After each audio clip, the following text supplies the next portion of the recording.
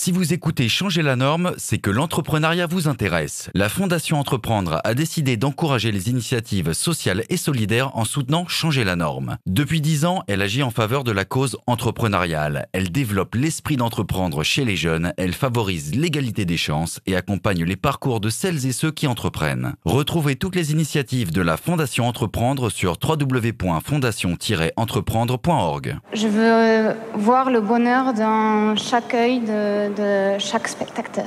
Il faut que tu respires. Moi à mon bisounours, je lui fais des bisous. T'es gentil des tout. La filière du numérique compte moins de 30% de femmes et seulement 7% de femmes dirigeantes. On estime pourtant à 230 000 le nombre de postes à pourvoir dans ce secteur d'ici à 2025. Il faut plus de femmes dans la tech. Depuis un peu plus de 10 ans, Emmanuelle Larocque milite pour plus de mixité dans le numérique. Elle a fondé et elle dirige Social Builder, une association qui concrétise les parcours professionnels des femmes dans le numérique via des actions d'orientation, de formation et d'insertion professionnelle. À travers son organisme de formation, Social Builder forme les femmes aux compétences digitales et aux métiers de la tech. Je suis Flavie Després et vous écoutez Changer la norme, un podcast de Care News, le média des acteurs de l'engagement, consacré à Emmanuelle Larocque, fondatrice de Social Builder.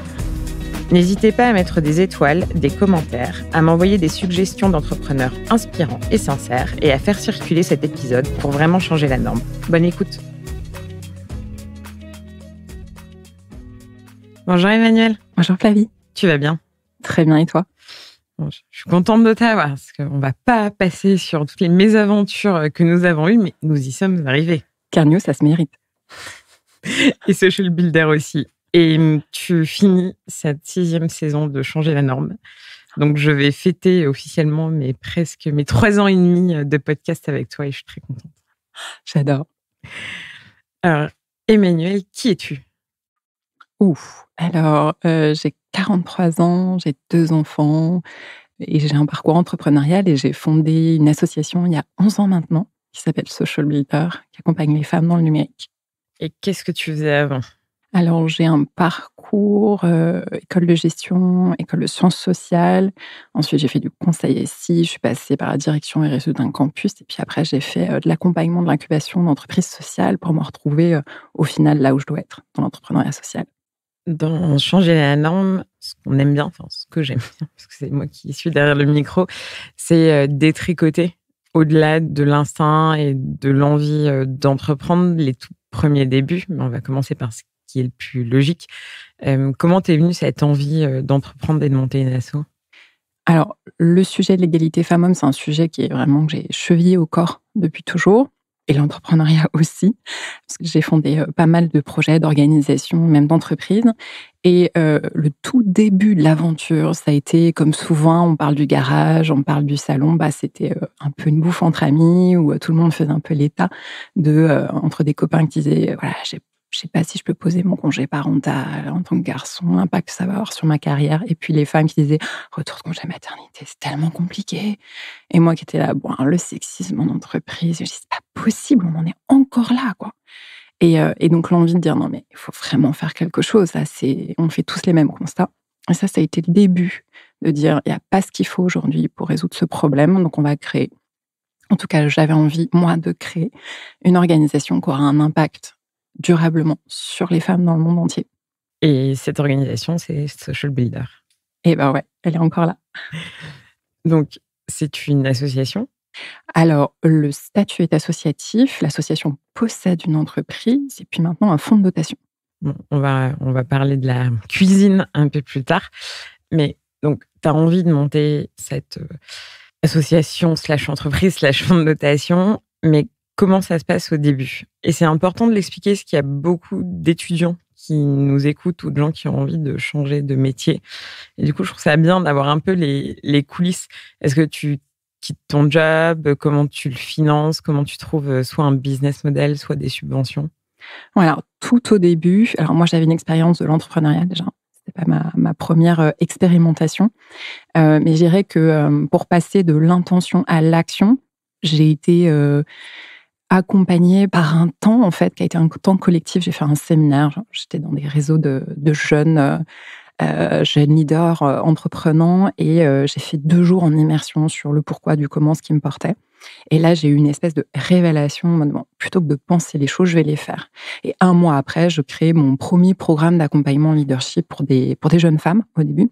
Il y avait 60 femmes là, qui, pendant 3 jours, se réunissaient et travaillaient sur leurs projets, leurs ambitions. Ça a été le début de l'aventure. Et je pense que pour changer les choses, ou pour avoir l'impression, ou pour vraiment créer de l'impact, il faut faire des choses. Voilà, donc il faut commencer.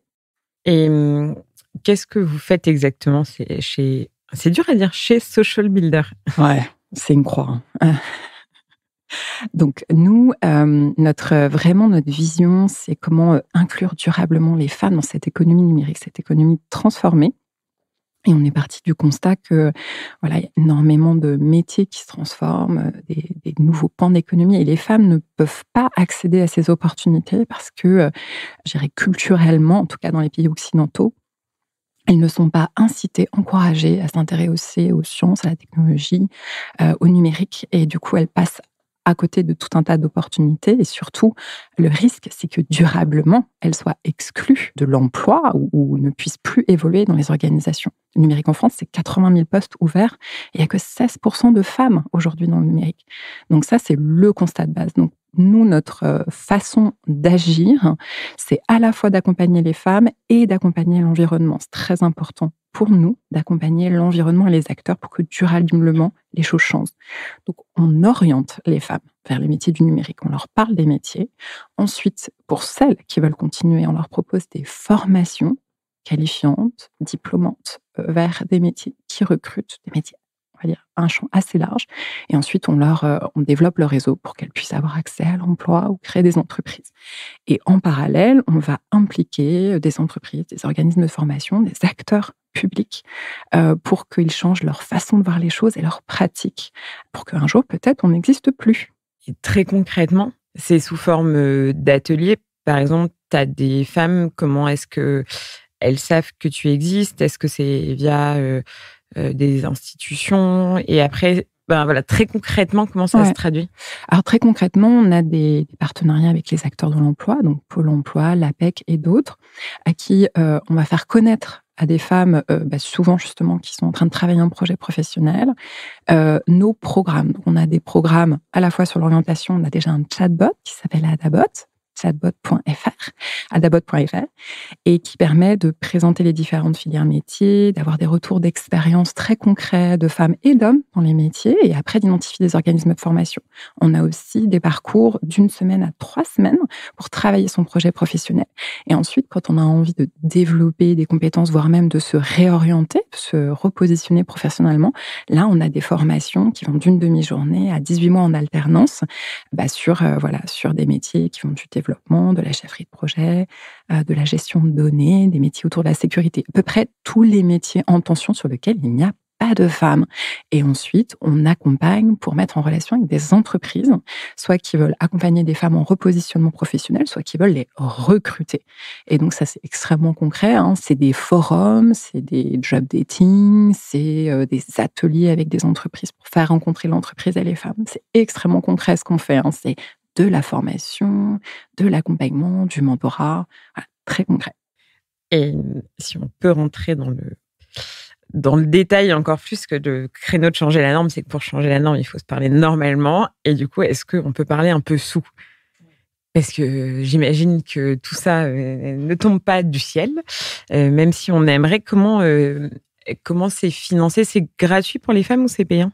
Alors nous, notre principe, c'est que ce soit totalement gratuit pour les femmes, pour toucher, toutes les femmes qui sont en train de se travailler leur projet professionnel, notamment, ou leur repositionnement professionnel. Donc, sur la partie orientation, là, c'est des partenariats avec Pôle emploi et aussi du mécénat financier d'entreprises qui veulent investir sur la féminisation des métiers numériques. Sur la partie formation, là, on est sur les financements institutionnels de la formation continue. Donc, c'est soit des financements d'entreprises, soit des financements de l'État. Et c'est aussi des grands programmes de qualification des Français et des Françaises, comme le plan d'investissement en compétences, comme le plan France 2030, tous ces grands plans massifs de formation. Et puis après, sur la partie, je dirais, insertion ou développement des opportunités professionnelles en relation avec l'entreprise, là, on est sur du mécénat de compétences avec beaucoup d'implications de salariés d'entreprise, des entreprises qui veulent travailler leur marque employeur, donner des opportunités d'engagement à leurs salariés et puis aussi qui ont des besoins de recrutement. Et elles financent cette partie-là.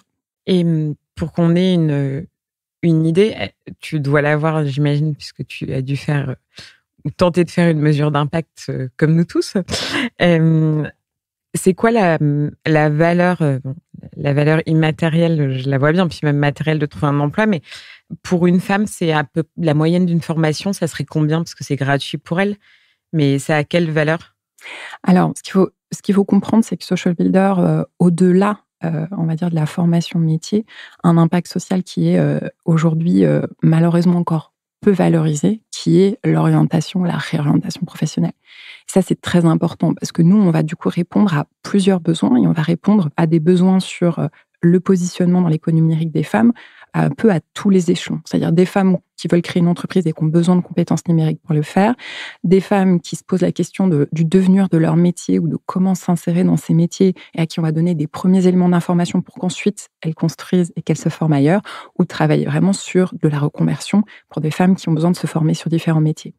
Donc ça, c'est très important pour moi de le dire parce qu'on répond à des besoins différents. Et après, sur la question de la formation pure et dure, d'amener une femme qui ne connaît pas le numérique jusqu'à la faire rentrer en entreprise, il faut compter entre 6 et 10 000 euros en fonction du référentiel métier sur des formations qui restent quand même assez courtes.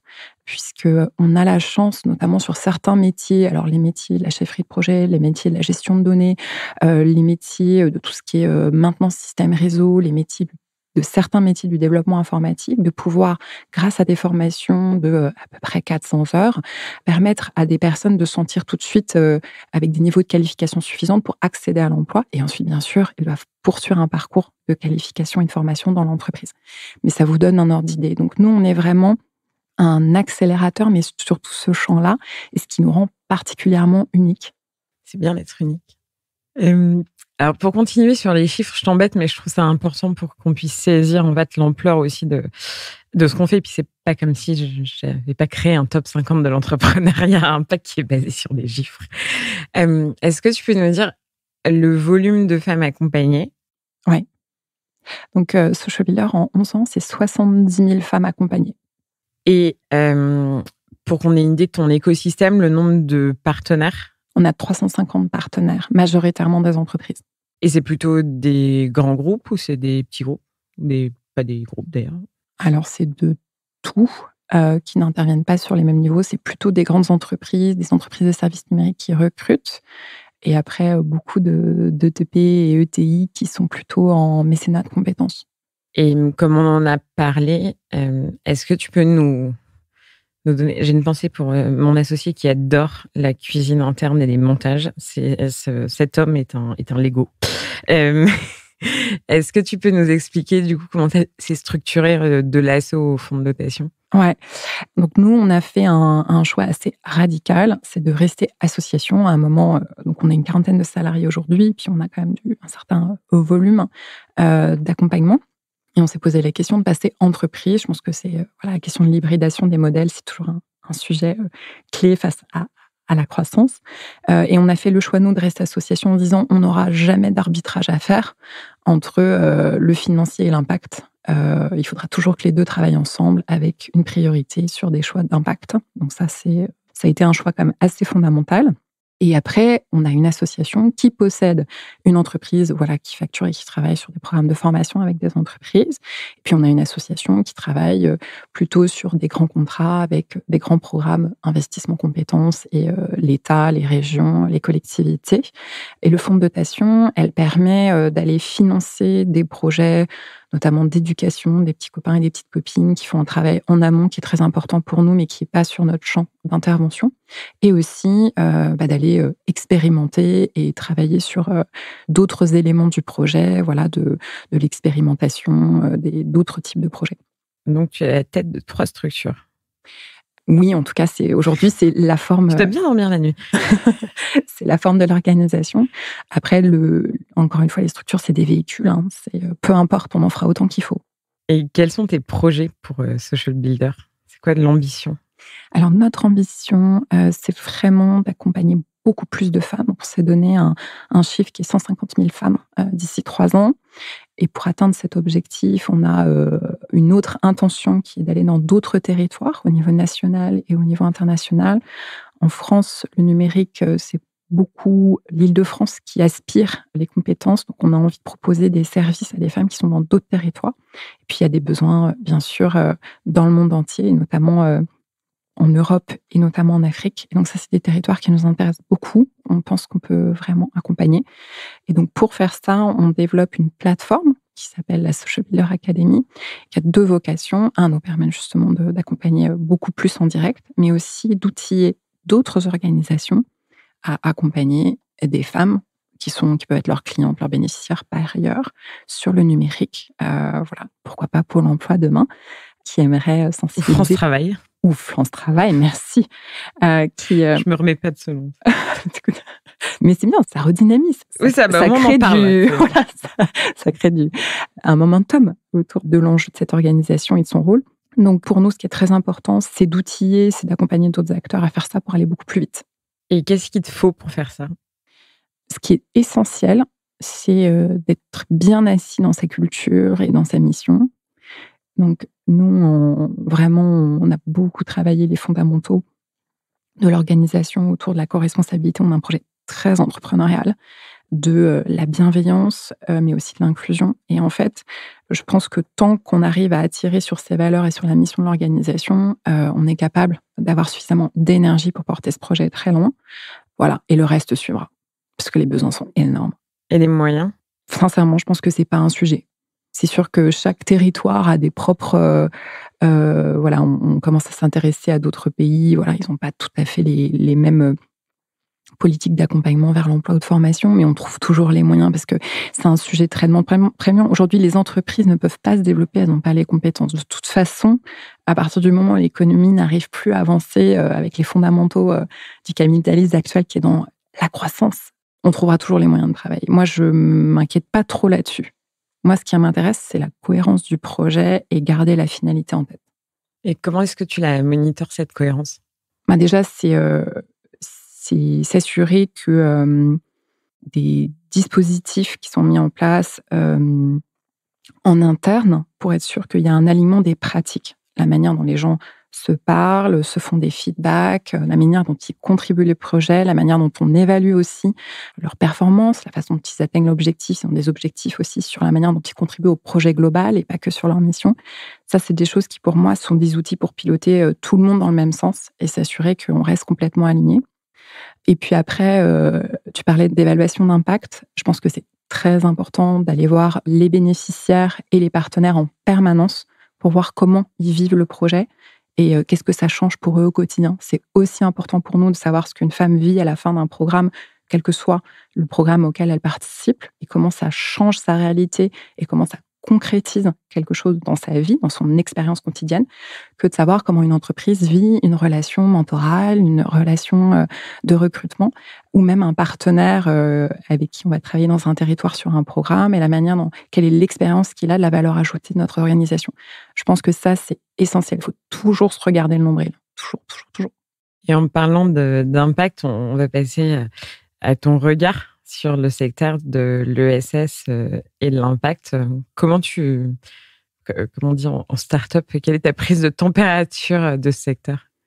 Je crois qu'on va vraiment dans le bon sens. Il y a une syndication des acteurs qui essaie vraiment de faire poids pour que l'économie à impact soit mieux dotée, outillée, mieux financée et surtout donner des éléments de compréhension aux consommateurs et consommatrices pour qu'ils choisissent avec qui ils ont envie de travailler. Ça, c'est essentiel. Donc ça, je trouve que moi, je suis assez impliquée dans le mouvement Impact France. Et je pense qu'on a vraiment besoin de continuer dans cette direction-là. Il y a de plus en plus de financement, alors un peu moins sur les sujets sociaux qu'environnementaux, puisque les TRI sont un peu moindres. Mais on trouve de plus en plus de financement. Là, on vient de faire une levée, on n'a pas eu trop de difficultés. Et puis après, il y a une professionnalisation des RH qui est manifeste. Donc on va pouvoir grandir de manière plus vertueuse et plus efficace. Et tu dis que tu es impliquée dans Impact France. Tu es dans d'autres syndicats, parce que je pense que c'est comme ça qu'ils se définissent, ou assos de plaidoyer ou réseau? Ouais. Alors moi, je suis assez impliquée dans le réseau des alumni d'Entropia, puisqu'on a bénéficié d'un programme, et je pense que ça, c'est un écosystème d'entrepreneurs sociaux. On est plutôt dans l'entraide, mais aussi, on est aussi dans le partage de qu'est-ce qui peut faire changer les choses durablement pour... Et Entropia est la meilleure incubation que j'ai faite, donc je plus sois. Vive Entropia. Je vais dire la même chose. Merci Thierry, merci Jérôme, merci, voilà. Merci Laure. Merci Aline. Donc voilà, super équipe, et je pense que c'est un réel accélérateur. Donc restez connectés à ces acteurs de l'écosystème et qui font grandir les organisations qui sont encore des organisations exceptionnelles et innovantes. Il faut dire qu'on fait de l'innovation sociale, c'est comme tout, ça met du temps à bien se positionner, à trouver ces fonctionnements intrinsèques durables. Et après, moi, je suis impliquée aussi dans un autre réseau, mais qui est spécifique à mon sujet, qui s'appelle Femmes Numérique, qui est une fondation et une association qui essaie justement de fédérer les acteurs, de donner un peu plus de visibilité et surtout des données, créer un observatoire et des données pour montrer l'importance du sujet, parce qu'on a été assez seul pendant longtemps. Donc, on a contribué à constituer cet acteur qui, du coup, fédère quand même pas mal d'entreprises et d'associations pour faire poids sur l'orientation politique autour des sujets d'égalité. Merci Emmanuelle. On va passer, puisque le temps passe très vite, aux questions finales. T'es prête? Non. Quelle est la raison d'être de Social Builder? Insérer durablement les femmes dans l'économie numérique et le faire à grande échelle. La femme ou l'homme politique que tu voudrais convaincre? Ministre de l'Éducation nationale, pour investir vraiment sur l'attractivité des sciences pour les filles et les femmes durablement. Ils mettent beaucoup de moyens. La taxe que tu aimerais inventer ou supprimer? Renforcer les taxes sur les rendements du capital investi dans des projets qui détruisent la planète ou les humains, la santé des humains. Le meilleur conseil entrepreneurial qu'on t'ait donné? Ah ouais, créer une culture hyper forte et recruter autour de cette culture. Ça marche toujours. Et la chose la plus urgente à faire pour vraiment changer la norme? Courage politique pour aller jusqu'au bout des réformes dont on a besoin pour la planète. Et c'est pas facile. Merci Emmanuelle. Merci Flavie. Merci d'avoir écouté jusqu'au bout cet épisode. Changer la norme, le podcast de Care News, se retrouve sur SoundCloud, iTunes, Spotify et partout la technologie à l'heure de nous mener. N'hésitez pas à nous suggérer des invités, à faire des commentaires, à diffuser autour de vous et à noter le podcast afin de vraiment changer la norme. Merci.